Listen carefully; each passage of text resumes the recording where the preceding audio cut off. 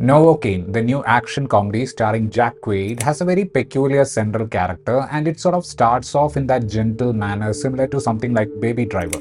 The hero's condition, the placement of empathy in the romantic relationship, etc., would really make you interested in the story. But after the main event in the story unfolds, the film sort of goes after certain generic stuff and it starts to depend on the humor and set pieces overtly to cover up the usualness of the plot. With the comedy working in favor of the film in most parts, Novocaine eventually becomes that non-boring popcorn entertainer. Nathan Caine, a banking professional who has a very lonely, organized life, is our central character. He has a medical condition where he won't feel pain. While it does feel like a superhero scenario, it has other practical problems. For instance, Caine has to set alarms to pee because he won't feel bladder pain. So into Nathan's mundane life comes Sherry, one of his co-workers, and Nathan feels a connection with her.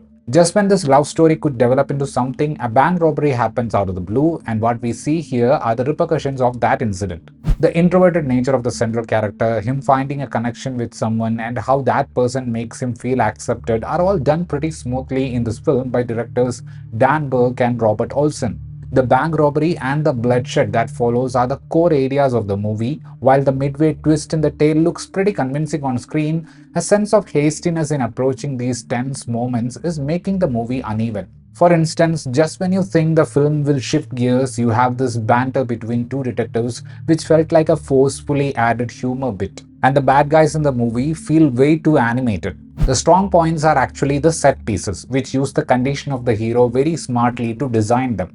By the time the film ends, our hero is shot, fractured, burned, and whatnot. The set piece that has him in a house full of booby traps is a hilarious one, especially the part where he acts like he can feel pain. It was a weird situation because I wasn't flinching seeing brutality on screen. The graph of the movie once the action begins is not consistent. The car chase feels generic while the kitchen fight is interesting. The interventions of the cops and the inner tussle among the bad guys were cliches, while the long set piece in the house was super fun. And towards the end, when the movie is pushed to a major showdown, that also felt like a forced stretch rather than an organic development of the situation. Boys fame Jack Quaid plays the smart yet introverted character pretty neatly on the screen. In fact, if you look at the characteristics of Caine, he has certain similarities with Huey. So in a way, Quaid is playing a fearless yet introverted version of his boy's character. Amber Midthunder is the one who plays the part of his love interest Sherry in the movie. Even though it isn't an extensive character, in the early romantic bits the duo really shares a good chemistry. Jack Nicholson's son, Ray Nicholson, was a bit too loud as the main antagonist, and the writing really has not invested in giving a good foundation to the bad guys. Jacob Batalon makes a brief comical appearance as Nathan's virtual world friend.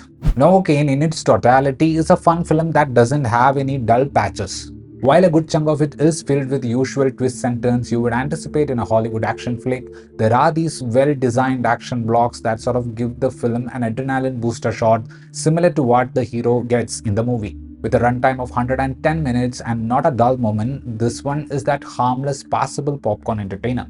That was my review of this movie. If you enjoyed watching this video, please give a like, and for more such reviews, please consider subscribing to the channel. Thank you.